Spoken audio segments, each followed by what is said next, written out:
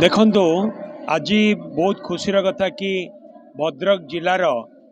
विजु महिला जनता दलर कार्यकारिणी कमिटी बैठक अनुष्ठित होती। बैठक में भद्रक जिलार समस्त नेतृवृंद माने जोग देइछन्ति। समस्त मान्यवर विधायक एवं मान्यवर सांसद ता सहित राज्य विजु महिला जनता दलर जे सभापति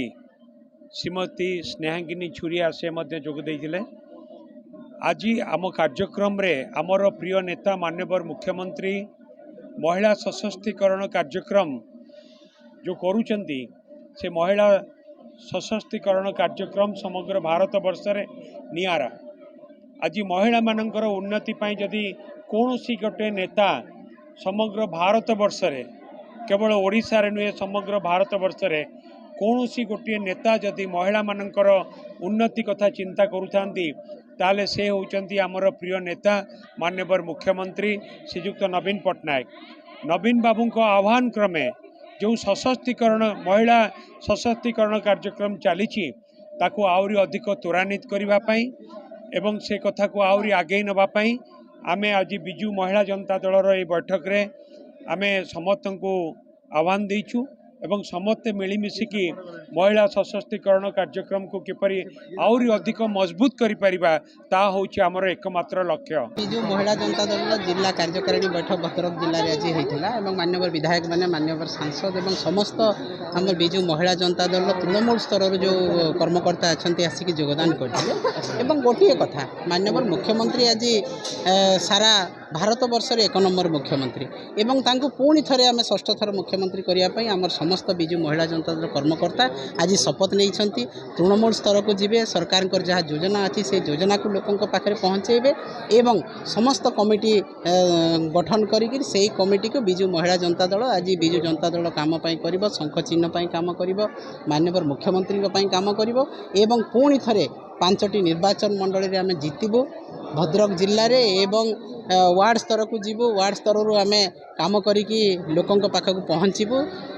विधायक जीतबू सांसद जीतबू एवं मान्यवर मुख्यमंत्री को पुणी थे मुख्यमंत्री आसन में बसैबू। चर्चा निर्वाचन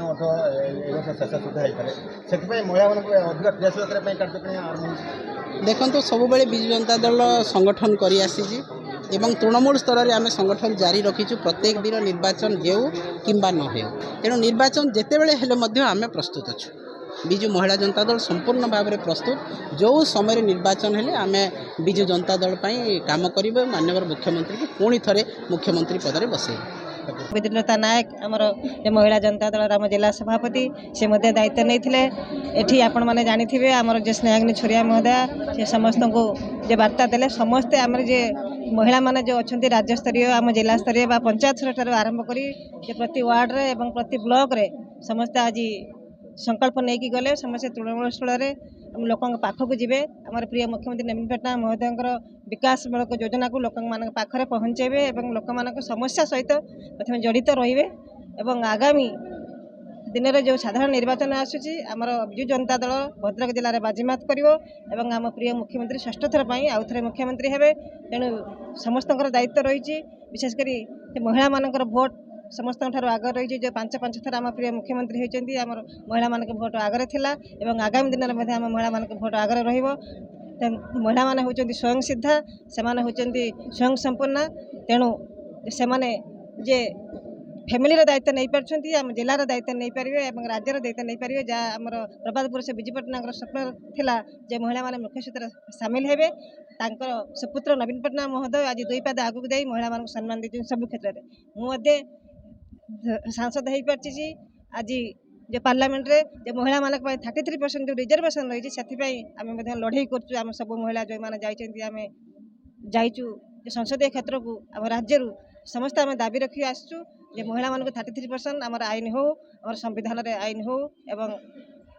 जो आमर अच्छा केन्द्र सरकार पाखे आम सब दाबी रखी आसचु आगामी दिन में आमर दाबी जारी रहिबो।